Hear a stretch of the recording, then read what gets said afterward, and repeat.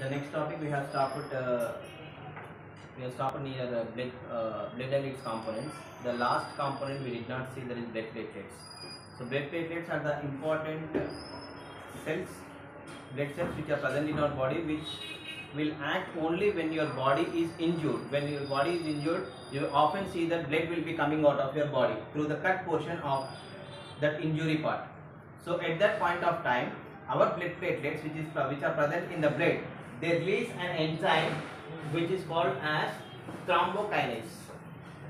Blood platelets which are present in the blood, they will release an enzyme which is known as thrombokinase. It acts on prothrombin, which is another enzyme which is present in the blood. Thrombokinase is released by blood platelets. This prothrombin is present in blood. Blood platelets releases thrombokinase. This thrombokinase will act on, it is an enzyme, it acts on another enzyme which is present in the blood. The enzyme name is prothrombin, and upon the acting of thrombokinase on prothrombin, it converts into thrombin. Blood platelets will release an enzyme known as thrombokinase. This thrombokinase acts on prothrombin and converts that prothrombin into thrombin. This thrombin will act on fibrinogen which are present in the blood. Fibrinogen is a material which is present in the blood, which upon acting of thrombin will be converted into fibrin. This fibrin is the material which will make the blood to clot at the injured portion. It forms just like a net and it makes the blood to clot within 3 to 6 minutes. So this entire things happens only whenever a blood vessel is injured and blood is coming out of your body. You might have observed, even if you are not going to apply any ointment or anything on the injured portion of the body, then you can see that after 3 to 6 minutes or often regularly 5 minutes or 7 minutes, within the time period, your blood gets clotted in the injured portion. This is mainly because of this reaction that will be happening near the injured portion. Only whenever blood vessel is injured, when blood is coming out of your body, it is oozing out of your body, then this entire reactions will take place. That is, blood platelets will act on thrombokinase, and it is an enzyme which acts on prothrombin. Prothrombin will be converted into thrombin by the action of thrombokinase. This thrombin will act on fibrinogen and convert this fibrinogen finally into fibrin. This fibrin material will be making the blood to clot. Is it clear? So this is the entire reaction that takes place whenever a blood vessel is injured. This reaction helps on the blood to clot, coagulate at the injured portion. Is it clear? Now we will move into the next topic, that is transportation that occurs in plants. You might have heard about the vessels which are known as xylem, phloem. These two together called as vascular bundles. So as we all know that vascular bundles, we have studied the structure of vascular bundles in the 9th class, and the vascular bundles constitute together, that is xylem and phloem vessels together constitute vascular bundles. Xylem will conduct water from the roots to the leaves. Phloem will conduct food material from the leaves to the other parts where it is required. So these are the two important bundles, are two important material which is present in the plants. These are the two important vessels which are present in the plants, which will make the transportation of water as well as food material. Water will be transported through xylem vessels. Phloem vessel will help in transportation of food material. Now we are going to demonstrate these xylem vessels, phloem vessels and everything. That is how this transportation occurs in the plants with some simple examples. First, we need to know that there will be pressure exerted by root hairs. That is, water will be exerting pressure on the root hairs so that it will be absorbed. And pressure exerted by the root hairs on the cell sap is known as root pressure. This can be demonstrated with the help of a simple experiment.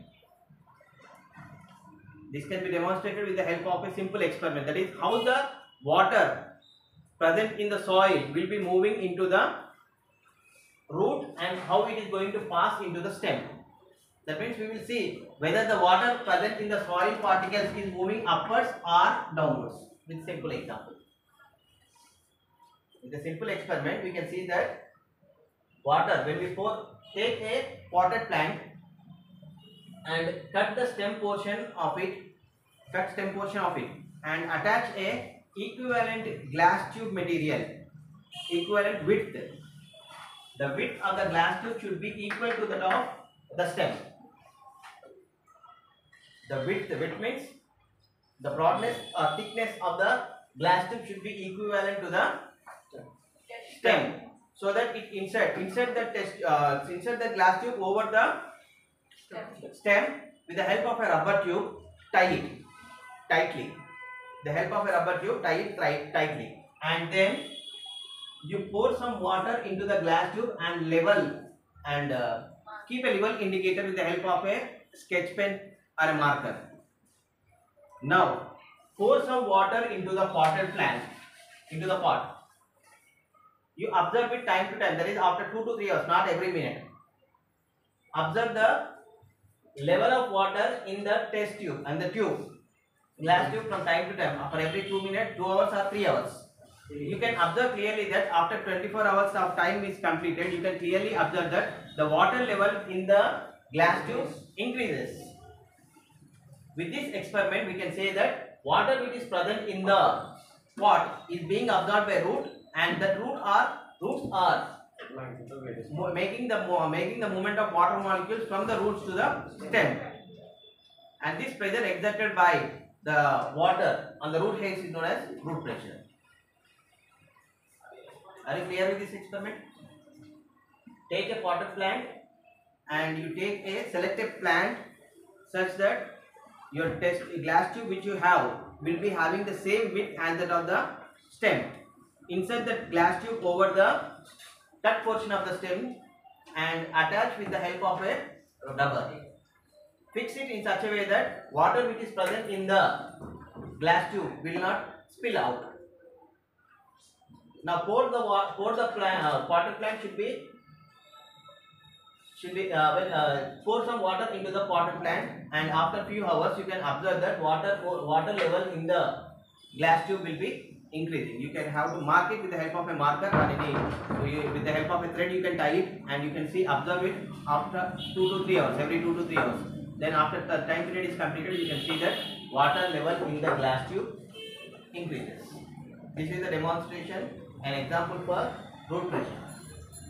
Now there is an theory how the water actually enters into the root hair. If you clearly see a small plant which is having root, will be consisting of some hair-like structures which are called as root hairs. The small hair-like structures which are present over the roots, upon the roots, they are called as root hairs. Whenever these root hairs, inside the root hairs, that is inside the root hair or roots, it consists of a liquid material or gel-like material which is called as cell sap. You have studied about cells and its components. Cell consists of cytoplasm. Cytoplasm in turn consists of several types of nutrients inside its body. Even if you take human being's body or plant's body, it consists of some amount of, but it varies. The amount of nutrients which are present in plant body will be different to that of the amount of nutrients present in human body or animal body. So when I am talking to the plant's body, each and every cell consists of cytoplasm. This cytoplasm will be consisting of some nutrients, just like the nutrients which are present in the surrounding soil. All the salts will be which are present in the surroundings will be same in the cytoplasm of the plant, and that cytoplasm which is present in the root hairs, we can call it as cell sap. Now when we pour water into the soil, all the minerals and nutrients which are present in the soil gets dissolved in the water. When we are pouring water into the soil, whatever the nutrients, minerals, etc. which are present in the soil will get dissolved in the water. Now this is also known as, you can also call it as the same cell sap which is present inside the root hair, because it constitutes the same material which is present in the cytoplasm. But the concentration of the nutrients present in the cell sap of root hair is higher than that of its surroundings. When we are pouring water, it gets dissolved. Dissolved means what? Whatever the nutrients, minerals that are present in the surrounding soil gets dissolved and it becomes low concentrated. If you take a hydrochloric acid and if you are pouring water more and more, then what it will become? Dilute. Is it clear? Low concentrated. Similarly, when you are pouring more amount of water into the surrounding soil, the nutrients which are present in it gets dissolved and it becomes low concentrated cell sap. And do you remember the process of osmosis? Osmosis is a process where movement of molecules will take place from lower concentration to higher concentration through a semi-permeable membrane. Movement of molecules from lower concentration to higher concentration through a semi-permeable membrane is known as osmosis process. This osmosis process occurs because of this osmosis process, since the cells are present in the surrounding areas, that is the dissolved material of nutrients and minerals are having low concentration when compared to the cells which is present in the root hair. Because of osmosis process, it moves from lower concentration to higher concentration. That is how the minerals and salts gets absorbed into the root hair. From the root hair, it enters into the root. From the root, it enters into the stem. This is how water enters into the plants, all the plants. When we pour water into the soil, it gets whatever the minerals, nutrients, etc. material present in the soil gets dissolved in the water. This water will have low concentration of minerals and nutrients when compared to the cell sap that is present inside the root hair. Because of osmosis process, the movement of molecules will take place from lower concentration to higher concentration area through a semi-permeable membrane, as a result of which the water and nutrients which are present in the soil will enter into the root hair. They get absorbed into the root cell. Then this will moving from root hair to the root, from root hair to stem. This is how movement of molecules takes place. That is movement of water and molecules takes place. Now this root hair or root pressure will be helpful only for the movement of molecules, that is water molecules in lower plants, that is herbs, shrubs, only up to that value. But this root pressure is not sufficient for transportation of water in bigger trees. Just like if you take eucalyptus or some of the plants which are present, some of the trees which are present in Amazon, etc. forest, there that root pressure is not sufficient for movement of molecules, because the height of the trees will be more than 30 meters tall, 15, 20 meters, 30 meters, 35 meters tall they will be. Eucalyptus if you take 25 to 30 meters tall. So this root pressure is not enough for movement of molecules. It depends on another process known as transpiration. Evaporation of water molecules through the leaves is known as transpiration. You have heard this topic. Yes. So transpiration and root pressure together helps the movement of water molecules from the root to the top portion of the leaves, which are at the height of around 20 to 30 meters. So both this transpiration and root pressure will help the movement of molecules in bigger trees and larger plants which are higher. So we can demonstrate this transpiration with the help of a simple experiment also. This is not present in the textbook. So you know that whenever we keep any wet material in the air, water which is present in the wet material enters into the atmosphere. You know that process is known as evaporation process. Evaporation process. But the same process which occurs in plants, we call it as transpiration. As the amount of water present in the leaves increases, then what happens? It evaporates. It gets evaporated because the leaf is kept in air, as a result of which it gets evaporated. But during night time, if it is having higher humidity, then what happens? You might see in the morning session some few droplets of water over the leaves. Dew drops. So transpiration will be lower at that rate. During winter seasons, during rainy seasons, transpiration process will be very low. low. That is the reason why they accumulate more amount of water over the leaves. But during summer season, because of sun and every higher humidity, transpiration process occurs at a greater rate, and you can't observe that amount of droplets of water over the leaves. This can be demonstrated with the help of this experiment.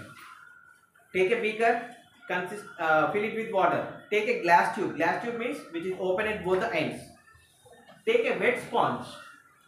Take a sponge. Just take a duster which you can see in your classroom. A sponge. Dip it in water so that it becomes as a wet sponge. Keep it over this apparatus which is consisting of a glass tube and a beaker. Now this wet sponge is kept in air. Wet sponge is kept in air. As this is kept in air, whatever the water that is present in the water droplets which are present in the sponge gets evaporated. This is evaporation process. As the water in the sponge is evaporated, water level in the beaker decreases. The water from the beaker enters into the glass tube. From the glass tube, it is being absorbed by the wet sponge as it is kept in air. So observe it from time to time. After every hour, you can see that water level which is present in the beaker gets decreased, and this wet sponge is going to release that water. Same process occurs in the plants. Here it is here we call it as evaporation, there we call it as transpiration. As the leaves are absorbing more amount of water, that is as the roots are absorbing more amount of water, it will be conducted into stem. From the stem it reaches to leaves. From the leaves they are going to get evaporated. As they are evaporated, this entire process will be continuous. So it becomes as a water column. Continuous supply of water from the root to the stem. From the stem, it will be to the leaves. As leaves consist of stomata, you know that these are the openings of the leaves. Through this stomata, the water escapes out, which we call it as the process known as transpiration. So root pressure helps the water to enter the water from root to stem, but from stem to leaves, it requires the second property known as transpiration. So these two are the properties which help the water to reach from root to leaves: root pressure and transpiration. So this is how the water will be conducted from soil into the leaves. That is from the soil to the roots, roots to stem, stem to leaves. Now next vessel which we call it as phloem vessel, which will be conducting food material. This food material will, as we all know that leaves are the parts which are present in the plants which prepare their own food material by a process known as photosynthesis. Simply by preparing the food material, it cannot survive. The food material has to be transported to all the various body parts which is required. That means stem, leaves, roots, other parts just like fruits and other parts which are present in the entire plant requires this food material so as to multiply in number. Cells will be multiplying. You can see that stem grows in size, root grows in size, leaves will be growing in size, fruit will be growing in size. It requires what? Food material for it to be grown. For its growth, it requires food material. That food material will be supplied by the vascular bundle, namely phloem. Phloem is the vessel which will be supplying the food material. For this, we can conduct a simple experiment with the help of aphids. This is a small bug, an insect, small insect. It consists of a long and a hard proboscis. I think you have heard of this word. Long beak-like structure. Through this beak-like structure, what it will be doing is, it will be depending upon the sticky material or gum-like material which is present in the small herbs, just like grass plants. So what it will do is, it will pierce its proboscis into the stem portion, into the deepest portion of the stem, and it will be sucking the material which is juice material. Juice material means phloem material, that is food material which is present in the phloem. It will be conducting the food material from the phloem into its mouth. So what you do is, as this aphid is being attached to the plant, you cut the big portion, that is proboscis portion, and detach it. Detach the bug, that is insect, and as its proboscis is even still attached to the plant. Now you can see, observe it from time to time, that as long as the food material is moving from the leaves to stem, as it is a passage outside, you can see some gum-like structure coming out of this portion. That you can collect it, and this is the conduction of food material. And you can also conduct some simple experiments, that is by removing the bark of the plant. Some of the animals, some of the birds, just like parrots, some of the birds, they will be doing, woodpecker, they will be damaging the bark of the plant. As a result of which, when we remove the bark of a plant, then phloem vessel gets damaged. When phloem vessel gets damaged, the food which is present in the top portion of the plant will get accumulated over that region, and it cannot be conducted to the lower portions. As a result of which, due to the accumulation of more amount of food materials at the injured portion, the plant bulges. And after some period, because of non-conduction of water from the lower portion to upper portion, it is going to die. Because food will be supplied only up to that region, water will be supplied up to that region, and this, I think you have you know how the vessels will be placed: xylem vessels and phloem vessels. In roots, xylem vessels will be on the outer layers and phloem vessels will be in the inner layers, so as to absorb the water. Now it will be reversed in the stems. As it passes into the stem, phloem vessels will be on the topper and xylem vessels will be in the inner layers. So this is how the water and food will be conducted in the plants.